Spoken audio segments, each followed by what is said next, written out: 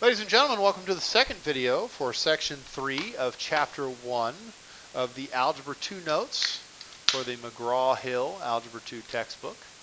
This is the second of 6 videos covering section 3 of chapter 1, which is solving linear equations. This section is extremely important that we remember everything in it because it is expected that you have exited Algebra 1 with mastery of solving linear equations. In the last video, we converted from verbal to algebraic expressions. Now we're going to go the opposite direction. You're going to have an algebraic expression, and we're going to write it out in words. Now I want you to know that there are usually multiple answers for any of these that would be correct. But we need to try to be precise in our language, and we need to use good math words. So up here we have the product of 6 and a number is, that's our equal sign, 72. Now if you're wondering why I didn't write out 72 in words, convention says that any number under 10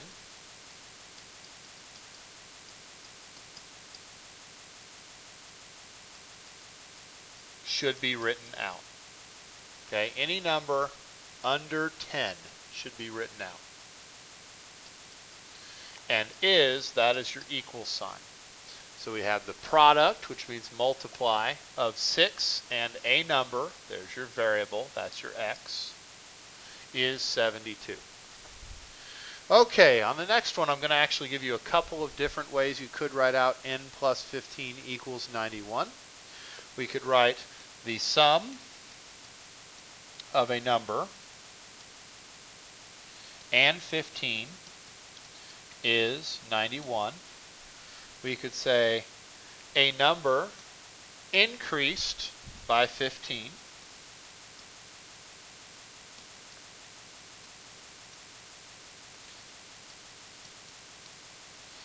is equivalent to 91.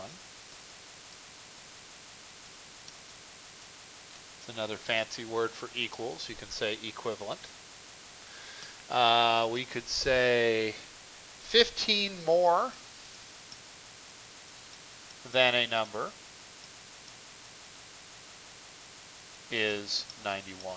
So there's a couple of different ways to write this out that are acceptable. The one thing we should never do is we should never use the word plus. That's not an acceptable math word at the Algebra 2 level. We need to be more specific. Use the word sum. Say increased by. Say more than. We don't want to say plus. So we'll never say n plus 15. Okay? Okay, let's do a couple more of these and we'll call it a video. These, well, at least one of them is going to require a little bit more work. So again, I'm going to write out a couple different ways to say this. Here in letter a number decreased by 5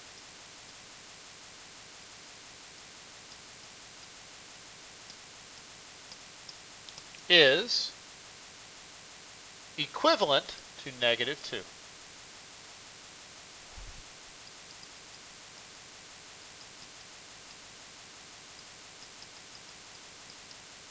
That's one way to say it. Now we could also say something along the lines of the difference of a number and 5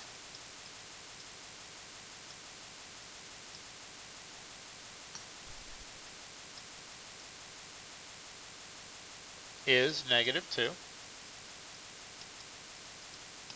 And I just noticed that I cheated myself up here. I didn't write in the word 5, so I'm going to fix that now.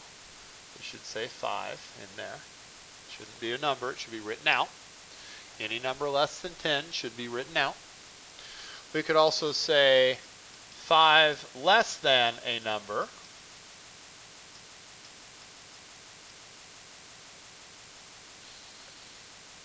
is the opposite of 2.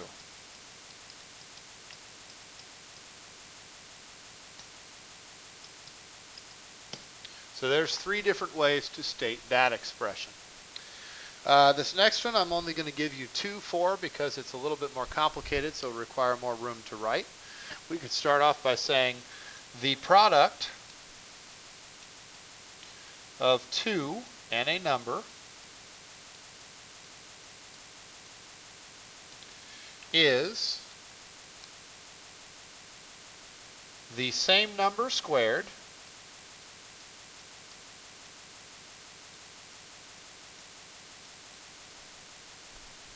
decreased by 4.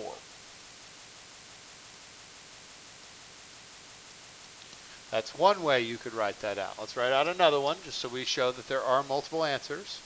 How about double a number, which is a special way of saying a number times 2. So double a number is 4 less than the square